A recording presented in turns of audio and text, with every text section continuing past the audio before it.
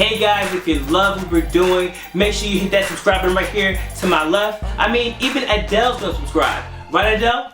Yeah, I am. No, I am. Yeah, no, I am. You heard her. Adele's subscribing. You should subscribe too. Also, don't forget to check out our most recent episode of The Culture. We discussed the best and worst 90s to 2000 girl groups, R&B girl groups. So it's a hilarious episode. Please check that out after this review.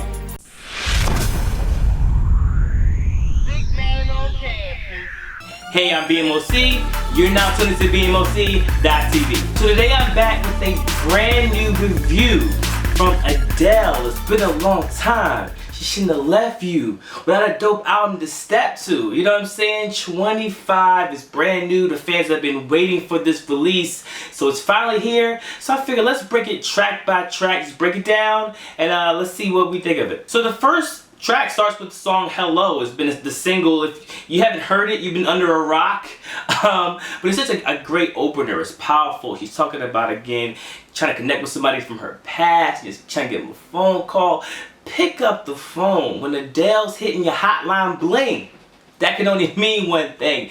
Pick up the phone. Text message, leave a voice, you know, FaceTime, do something. And again, she wastes no time with the vocal flexing, man, and just her powerful voice. We kind of missed that in music, man, and just her to start off that way, just the first track start that way, you know, it's kind of like a foreshadowing of what's to come with the rest of the songs. Then the next track is called Send My Love to Your Next Lover. Adele's talking that talk with the song. She's like, don't waste her time. You know what I'm saying? Like, I thought this was going somewhere. It wasn't. Maybe she was a little too grown woman for him. You know what I'm saying? So she gotta let you go. You know what I'm saying? And hopefully it'll be better for the next person. He's like, I forgive you, we're good, but you gotta bounce. Peace. Gotta bounce. It's super catchy. I love like the funkiness of the guitar. You know, Adele's really showing just some diversity here. It's not just all like power ballads. And some people will say, oh, she only does power ballads.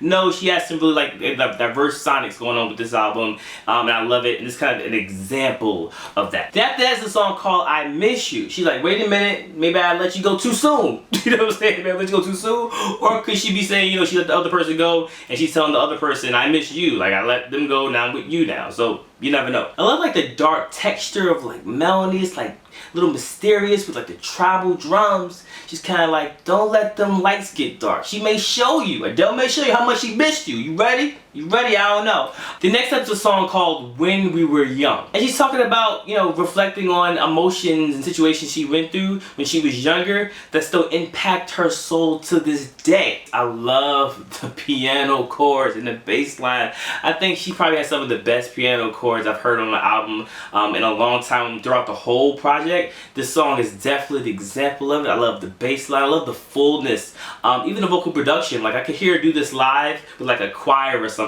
This is how full and warm the track feels to me. So again, another hot one. Then after that is a song called Remedy. This is like one of my favorite songs on the album. Adele is smooth talking, man. She's like, I don't care what kind of troubles you're going through, your problems, don't lose no sleep at night. If you want the solutions, come to me. I'm gonna be your remedy. Adele, she's feeling, I'm telling you, Adele's feeling herself. She's like, listen, you know, I got you. You good. I'm your ride or die. I got you. This song will really make for a perfect wedding song. I definitely can hear this in like romantic comedy movies. I would bet the money in my pocket. Well, I don't got money, I'm on set, I don't got a lot of money in my pocket. But I will bet a lot of money this has to be a single. This has to be, if not the next single. That's just how like catchy it is and how it kind of connects. You know, if it's not the second one, it's the third. It got to be somewhere in the mix of singles. But this is incredible record. Then we get to a song called Water Under the Bridge, which is like a little two-step record. You know, y'all know if y'all watch my reviews how I am about those two-step records. If you want to impress me, just give me just one two-step record.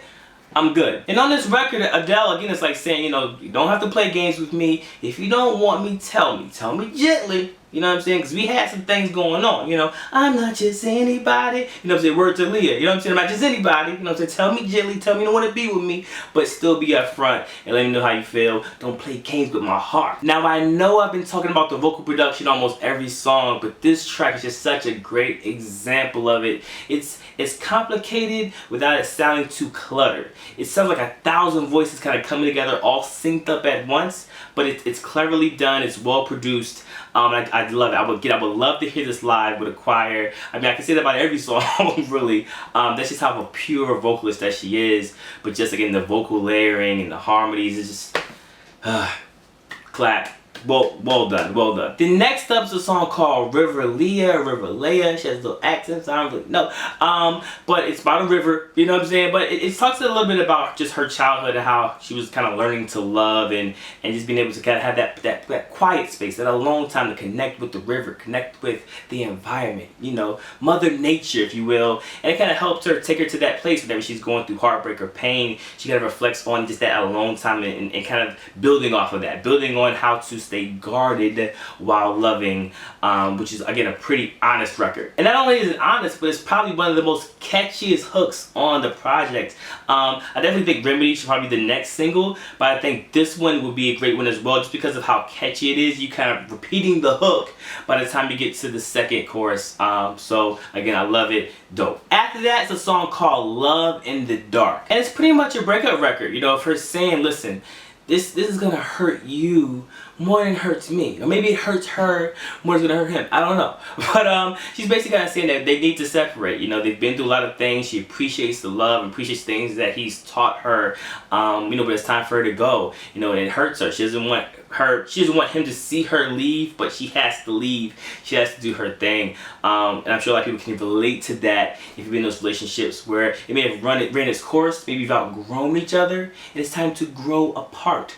Somebody has to make the first move, so Adele's making the first move with this record. Besides the beautiful voice, the orchestration, the strings, the violin, the viola, the cello, the bass, everything just comes together. You know, the orchestration is so on point with this. It feels like a duet, you know, with the strings and Adele. That's how, you know, intertwined it really flows. So again, I'm digging that. Then the next track is really interesting. It's called Million Years Ago. And I say it's interesting because it's probably one of the most honest songs on the album. I've heard kind of talking about her kind of missing a little bit of her life before the fame, of having time with her friends and family, her mom, and kind of just missing how she was just that normal girl from her hometown.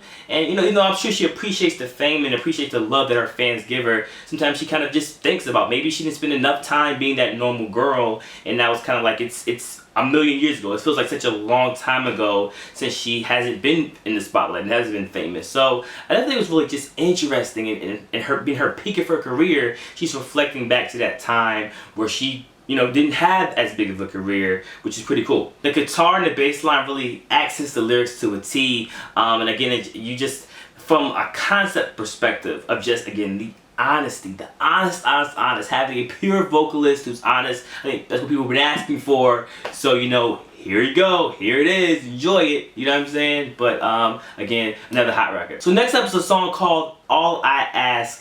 And you can look at this song from two different perspectives. You look at it from a standpoint of saying, oh, this is the last night we're going to be together with my significant other, let's cherish these moments. Or she's saying, you know, this is the last stage of our friendship zone, and we're kind of leaving that point and going into something bigger, you know what I'm saying? So cherish this love, you know, take me, show me the love that I'm going to be able to give to you. So it's two different things. It can literally be like physically leaving someone and again savoring those moments, or it could be, you know, we're transitioning to a new phase of leaving the friendship zone into a relationship. It depends on how you interpret it. I saw two different angles, but I'm sure somebody else out there may have saw something different.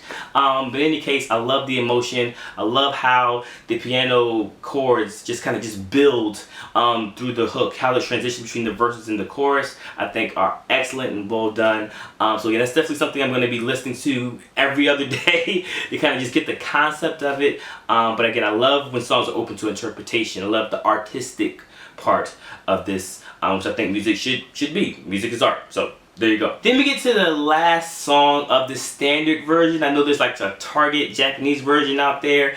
This is my iTunes version I listen to. So the last song on the iTunes version is called Sweetest Devotion. And in this song, she's talking about not being ready to kind of like love someone, and she was kind of looking around and trying to find this person and that person. They're kind of just looking for love, and then realized that the love she was looking for was right there beside her, which pulls me back to the All I Ask song of her kind of leaving the friendship to a relationship thing, kind of transitioning. In this song, it sounds like that's kind of what happened. Like she was looking all around the world for something, it happened to be right there in front of her face, and it happens to be the best love that she was able to find. And with that concept, that brings, again, more emotion, you know, more powerful vocals, again, just more honesty. Definitely a great way to kind of close an album that's had so many different like hills and layers and emotions and childhood and all this other stuff that we've been talking about. It's just a great way to end the storyline for now. So in case you couldn't tell, you know, overall I really enjoyed this project. To be honest, I was a little late to the Adele party. You know, I caught on to her shortly after 21 was released.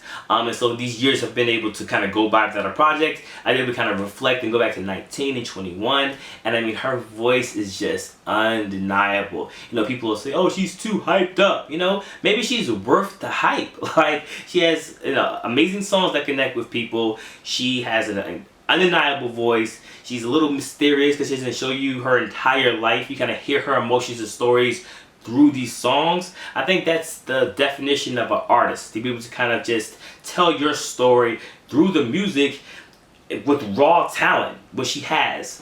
So again, I loved it. I definitely will be playing these songs over and over again. And I'm sure I'll hear even more messages and stories and stuff that I'll catch later. But this is definitely an A+, a home run for a comeback album. So now I want to hear your thoughts.